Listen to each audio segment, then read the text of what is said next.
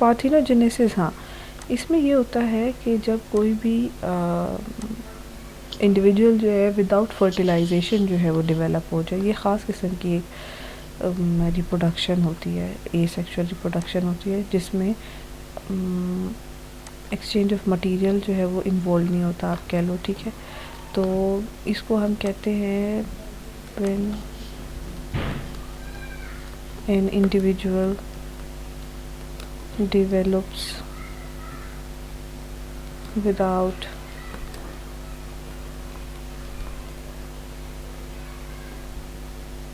fertilization.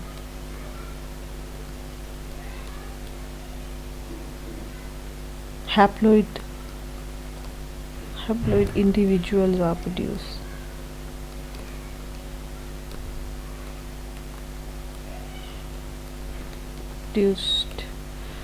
So now it's very interesting thing कि अब आपको ये बात हम पहले, क्योंकि हम रिप्रोडक्शन का चैप्टर पढ़ चुके हैं, तो उस हिसाब से आप इस बात से अच्छी तरह से अवेयर है कि जब भी रिप्रोडक्शन होती है तो male gametes and female gametes जो हैं वो P1 जनरेशन के कंबाइन होते हैं, और वो फर्टिलाइजेशन के बाद जो है वो F1 जनरेशन बनाते हैं, ठीक है। और F1 जनरेशन में आते हैं अलीलिक पेयर आते हैं, जैसा कि हम लिखते हैं, जैसा कि हम लिखते हैं कैपिटल टी कैपिटल, जैसे हम लिखते हैं कैपिटल टी स्मॉल टी, ठीक है। तो ये पेयर होता है, लेकिन कुछ ऐसे इंडिविजुअल होते हैं, और इस वजह से ही हम इनको बेसिकली बोलते हैं, इसी वजह से हम इनको बोलते हैं कि ये क्या फॉर्म है, ये डिप्लॉइड फॉर्म है, ठीक है। इसी वजह से हम इनको बोलते हैं कि ये डिप्लॉइड फॉर्म है। मगर कभी कभी ऐसा होता है कि और ये इसलिए बनते हैं क्योंकि ये बिकॉज ऑफ फर्टिलाइजेशन बनते हैं, ठीक है। और ये बेसिकली फर्टिलाइजेशन की वजह से बनते हैं, और ये बेसिकली जो फर्टिलाइजेशन करना है ये सेक्सुअल रिप्रोडक्शन में आता है, ठीक है। ये किस में आता है, ये बेसिकली आता है सेक्सुअल रिप्रोडक्शन में आता है, ठीक है। फर्टिलाइज हो जाते हैं, तो ये बेसिकली आता है सेक्सुअल रिप्रोडक्शन। मगर इम्पॉर्टेंट बात क्या है जो आपको बताना ज़रूरी है, बहुत इम्पॉर्टेंट बात बताना ज़रूरी है, जो यहाँ पे ये जो है इसको मैं रेड से हाईलाइट करूँगी ताकि ये आपको थोड़ा सा डिस्टिंक्ट हो जाए, ठीक है, ओके। और इसको मैं अंदर से सब है ना वो सारा एक कलर दे रही हूँ, सो दैट ये हाईलाइट हो जाए कि आप ही डिप्लॉयड होते हैं। फर्टिलाइजेशन जो है उसको सेक्सुअल रिप्रोडक्शन कहते हैं, मगर कभी कभी क्या होता है, होता ये है कि कोई इंडिविजुअल जो है वो फर्टिलाइज नहीं होता, ठीक है। The individual is not fertilized. तो विदाउट फर्टिलाइजेशन अगर कोई इंडिविजुअल डेवलप होगा तो वो किस तरह का होगा, हैप्लॉइड। और हैप्लॉइड इंडिविजुअल जो इस प्रोसेस से बनता है विदाउट फर्टिलाइजेशन, उस प्रोसेस को हम बोलते हैं पार्थिनोजेनेसिस, ठीक है। अच्छा, इसमें डिफरेंट एग्जांपल्स हैं, आपको हम बुक के ऊपर लेके आते हैं। पार्थिनोजेनेसिस में आपकी जो सबसे ज़्यादा कॉमनेस्ट एग्जांपल है वो है क्वीन बी, हनी बीज जो हैं उनकी है, ठीक है।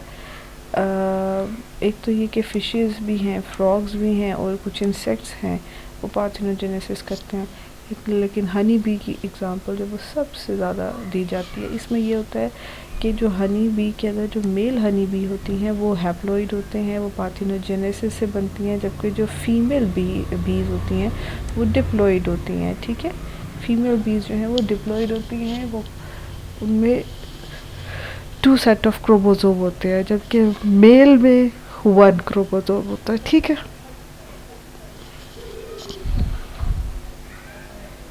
नीचे आ जाते हैं अब हम वेजिटेटिव प्रोपगेशन तक, और इसमें सिर्फ यहाँ तक आपका आएगा कि आपको सिर्फ एक डेफिनेशन पता होनी चाहिए कि व्हाट इज़ वेजिटेटिव प्रोपगेशन, ठीक है। मैं अब इसको बेसिकली क्रॉप कर देती हूँ because we don't need this as such, we don't need this information right now.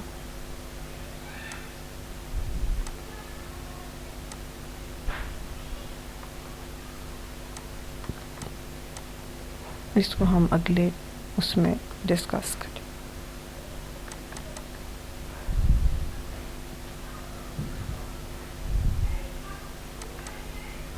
अभी हम आ जाते हैं वेजिटेटिव रिप्रोडक्शन पे कि आपकी जो वेजिटेटिव रिप्रोडक्शन है वो कैसे होती है. ठीक है, ये डिस्कस करेंगे अब हम. Okay, vegetative reproduction.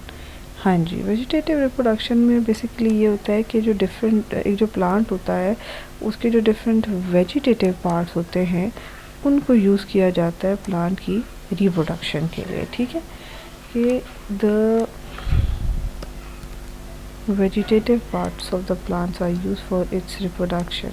इसको अगर मैं vegetative parts of the plant are used for its reproduction. अच्छा, अब ये वेजिटेटिव पार्ट्स ज़रा आपको पता ही होगा, यकीनन आप देखते ही होंगे, आपके आगे पीछे कुछ ना कुछ इस तरह की एक्टिविटीज़ होती होंगी, आपने विटनेस की होंगी. ठीक, तो वेजिटेटिव पार्ट्स कौन कौन से? वेजिटेटिव पार्ट्स में आ जाता है स्टेम, रूट, शूट, लीव्स. ठीक है, तो स्टेम से क्या होती है आपको पता है कि इसमें हम ग्राफ्टिंग करते हैं. जैसे आप गुलाब की कलम लगाते हो, ठीक है, रोज़ इज़ द बेस्ट एग्जांपल कि आप उसकी स्टेम उठा के कहीं पे लगा दो. रोज़ और बैम्बू, ये दोनों अगर आप सिर्फ स्टेम लगा दो कहीं पे भी तो पूरा वो प्लांट में डेवलप हो जाती है. रूट तो बहुत कॉमनेस्ट एग्जांपल है, किसी भी प्लांट की रूट आप सॉइल में डालते हो तो वो पूरा प्लांट में डेवलप हो जाती है. शूट बेसिकली आपकी वही आ जाती है, स्टेम ही होती है, इसलिए इसको रिपीट करेंगे. Stem, root and leaves. और लीव्स जो है वो डिफरेंट तरह के प्लांट्स हैं, जैसा कि आपकी बुक में ये जो दिया हुआ है, अगर आपकी बुक में आप देखें कि कैसे होती है लीव में, ये आपको वैसे एग्जांपल दी नहीं, ये देख लें आप. ये है ब्राइलोफिलम प्लांट है, उसके ये लीफ को अगर आप सॉइल में रखते हो तो वो उसमें से हर नॉच में एक पौधा डेवलप होना शुरू करता है. तो इसी तरह से मिंट जो है, अगर इसकी आप सिर्फ डंडियाँ लगा देते हो सॉइल में तो वो रूट्स खुद ही डेवलप कर लेती है. मिंट की रूट्स नहीं चाहिए होती हैं. धनिया है, कोरिएंडर, उसको भी आप ऐसे ग्रो कर सकते हो. ठीक है, पोटैटोज़ हैं, जैसे पोटैटोज़ को आप कर सकते हो, एक आई निकाल के लगा दो वो हो जाएगी. इसी तरह से अनियन है, अनियन का नीचे वाला पार्ट अगर आप लगा दो, इसको ऑक्सिलरी जो आपकी एडवेंटिशियस रूट है यहाँ से वो निकल आएगा. ठीक है, अरवी का जो पौधा होता है कोलोकेशिया और जिंजर जो है अदरक, उसको भी आप इस तरह से यूज़ कर सकते हो. ठीक है, तो ये डिफरेंट तरह के एग्जाम्पल है. इवन जो ग्रास है, ग्रास बेसिकली तो मिंट भी एक तरह की ग्रास है, एडिबल ग्रास. तो ग्रास जो है वो हमेशा अपनी एडवेंटिशियस रूट्स के थ्रू जो है वो फैलते हैं. सो इस तरह से वेजिटेटिव प्रोपगेशन होती है. ठीक है, अच्छा,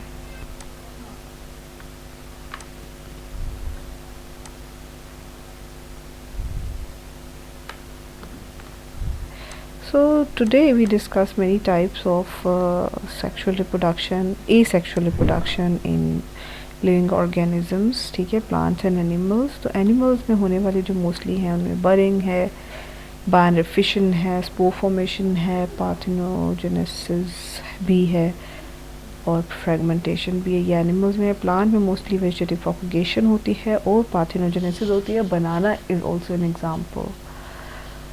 अच्छा, so in this way the topic of asexual reproduction has been covered for you, and in the next class we will discuss how plants reproduce by sexual methods, and how are the methods of sexual reproduction occur in animals.